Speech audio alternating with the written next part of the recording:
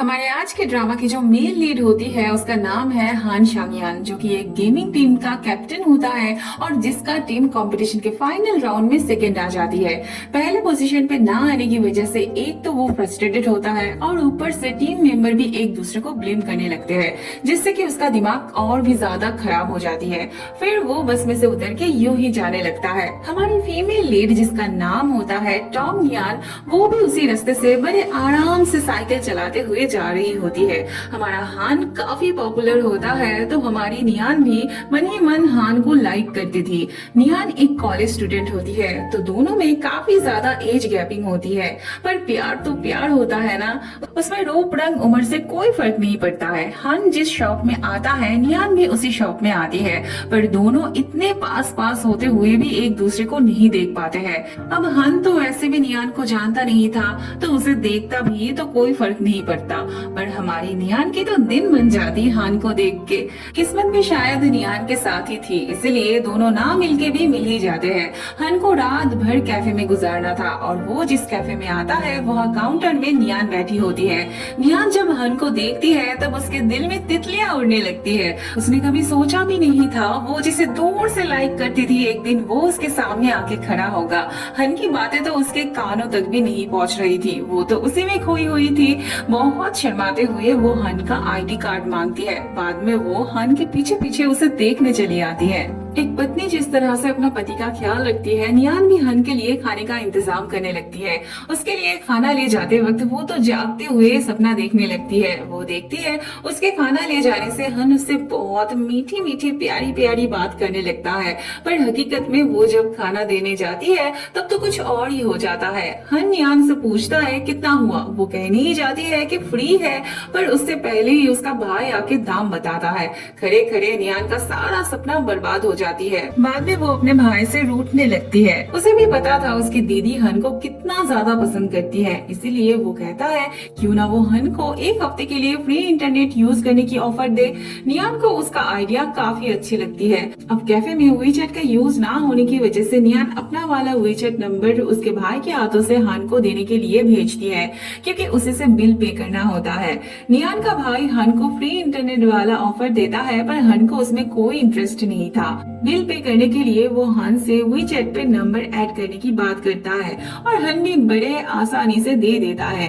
नियान अपने भाई से बहुत खुश होती है। नियान हन को देखते हुए उसे ड्रॉ कर रही होती है, फिर अचानक से वो उसे अपने सामने नहीं देख पाती है क्योंकि वो उसके साइड में आके खड़ा होता है। नियान उसके आवाज से चौंक जाती है। हन ने कहा था रात भर रहेगा, पर वो 2 बजे ही जाने की बात करता है। नियान का तो मूड ही ऑफ हो जाता है। नियान उससे दोबारा आने के लिए कहती है तो हन उससे पूछता है क्या वो रोज यहाँ इतने टाइम तक रहती है। नियान सोच रही होती है उसके होने से शायद हन फिर से आएगा। तब हन उसे ऐसे वैसे सोचने से मना करता है और कहता है एक लड़की के लिए इतने रात तक कैफे में रहना ठीक बात नहीं है। ये कहते हुए वो चला जाता है, पर भगवान तो फिर एक मौका देते हैं उसे हन से बात करने की। हन अपना आईडी कार्ड वही छोड़ गया होता है, उसे ही देने वो बाहर आती है। नियान तो उससे बात करना चाहती है, पर हन इतना ज्यादा खड़ूस होता है कि नियान की जागी हुई उम्मीद फिर से सोने लगती है। हन अपने टीम मेंबर को फर्स्ट पोजीशन पे लाना चाहता था क्योंकि उनके मम्मी पापा ने बहुत भरोसा करके उनकी रिस्पॉन्सिबिलिटी उसे दिया होता है। उसके कंधे पे कितनी बड़ी जिम्मेदारी होती है वो कोई सोच भी नहीं सकता था। वो अपने स्टूडेंट से प्यार तो करता था, पर उनके भलाई के लिए ही वो उनसे सख्ती से पेश आता था। वो इनके लिए इतना सोचता था कि वो सोने से पहले सबके कमरे में जा जाके एक बार चेक करता था, कमरे की साफ सफाई भी कर देता था। अगले दिन सबको लग रहा होता है पिछली रात हन वापस नहीं आया था, पर फिर भी कंफर्म होने के लिए सब उसके कमरे के सामने जाके उसे बुलाने के बारे में सोचते हैं और तभी हन बाहर आने लगता है। तब सभी जल्दी से भागने लगते हैं। हन सबको डांट लगाता है। थोड़ी देर बाद नियान उसे मैसेज करके कैफे में जाने के लिए इनवाइट करती है, पर हमारी नियान को तो इतने सारे मैसेज का एक भी रिप्लाई नहीं मिलता। हन की टीम को हर रोज एक्सरसाइज करना पड़ता है, पर बारिश की वजह से वो तो भूल ही गए होते हैं। पर हन उन्हें भूलने दे तब ना, वो तो बारिश के अंदर ही उनसे दौड़ करवाता है और हमारी नियान तो अभी तक थकी नहीं होती है मैसेज कर करके, पर ये जरूर थकने लगते हैं दौड़ दौड़ के। टीम मेंबर को सेकंड आने में कोई प्रॉब्लम नहीं थी, उन्हें अच्छा ही लग रहा होता है। वो लोग समझ नहीं पा रहे थे है कि उनका लीडर इससे क्यों खुश नहीं है। हन उनसे पूछता है उनके स्कूल में कौन फर्स्ट आया था, क्या उन्हें याद है। सब बड़े गर्व के साथ कहते हैं ऑफ कोर्स। तब हन उनसे सेकंड जो आया था उसका नाम पूछता है और कोई भी तब जवाब नहीं दे पाता। हन कहता है इसीलिए वो चाहता है उनका टीम फर्स्ट पोजीशन पे आए, क्योंकि जो सेकंड आता है उसे कोई याद नहीं रखता। बाद में हन अपने भाई से पूछता है किसी को वही चैट पे ब्लॉक कैसे करते हैं। उसका भाई कर देने जाता है पर हन रहने देता है। ये है नियान की दोस्त याया। हर ड्रामा की तरह इसे भी नियान की लव लाइफ को लेके बड़ी फिक्र होती है। ये है उनके सीनियर जो बहुत टाइम से नियान को लाइक करता है, पर नियान रिजेक्ट कर देगी सोच के अपनी दिल की बात वो कह नहीं पाता।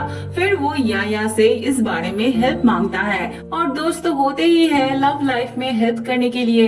हन अपने इस दोस्त के लिए इतनी दूर मिलने आता है ताकि उसे अपने टीम में आने के लिए राजी करवा सके। ये दोनों एक टाइम एक ही साथ खेलते थे। ये हन से थोड़ा छोटा होता है पर फिर भी वो दोबारा कंटिन्यू नहीं करना चाहता था। बाद में वो उसे डिनर के लिए यहाँ लेके आता है।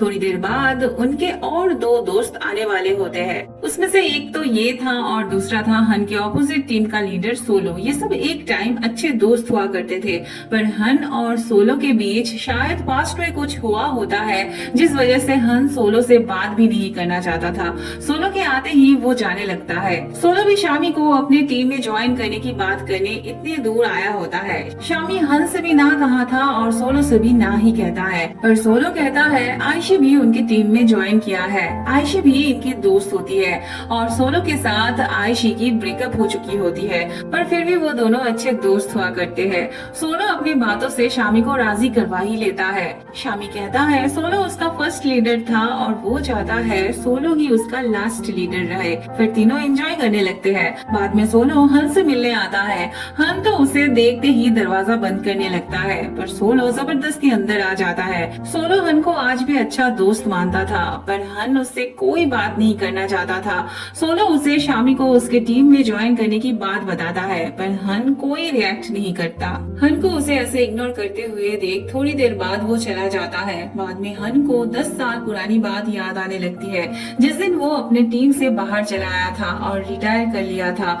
उसके टीम छोड़ने की बात से शामी भी टीम छोड़ दिया था। इसी तरह से उनकी अच्छी खासी टीम बिखर गई थी। अब हन को सोलो से क्या नाराजगी होती है ये तो हमें अभी भी नहीं दिखाते हैं। हन आज भी रोता है उस दिन की बात से। अगले दिन जाने से पहले हन अपने दोस्तों से मिलके जाता है। अगले सीन में हम देखते हैं नियान का भाई उसे हन जो गेम खेलता है उस गेम में उसकी एंट्री करवा देता है। भाई भी दीदी को काफी हेल्प कर रहा होता है। नियान बहुत कोशिश करती है गेम में टिके रहने की, क्योंकि उसे हन के साथ खेलना था, पर वो गेम बीच में ही हार जाती है। रात में नियान और हन दोनों को ही नींद नहीं आ रही होती है। हन उठ के गेम खेलने जा रहा होता है, तब उसे अपनी पास्ट की बात याद आने लगती है, जब ये सब एक साथ बहुत मजे करते हुए गेम खेलते थे। हन गेम खेलने के लिए तैयार हो रहा था और वहाँ नियान भी हन ऑनलाइन है या नहीं ये देखने के लिए लैपटॉप ऑन करती है और वो हन को ऑन देखती है। बाद में हन के साथ नियान गेम खेल रही होती है। हन को नियान की मूव देख के लग रहा होता है कि ऑपोजिट साइड में एक बच्चा है। अब नियान पहली बार खेल रही थी तो उसके मूवमेंट तो बच्चों जैसे ही होते ना। थोड़ी देर बाद हन का भाई आ जाता है और हन उसे खेलने के लिए कह के फ्रेश होने जाता है। वापस आके देखता है वो अभी तक उस बच्चे के साथ खेल रहा है। जाने से पहले उसका भाई कहता है बहुत दिन बाद उसे खेलते हुए देख अच्छा लग रहा है। फिर हन गेम वहीं से स्टार्ट करता है। वो नियान को बच्ची समझ के उसे प्रोटेक्ट करने की बात करता है। नियान तो इसी में शर्माने लगती है। वो बहुत बकबक कर रही होती है तो हन उसे गेम में फोकस करने के लिए कहता है। बाद में उनकी टीम ही जीतती है।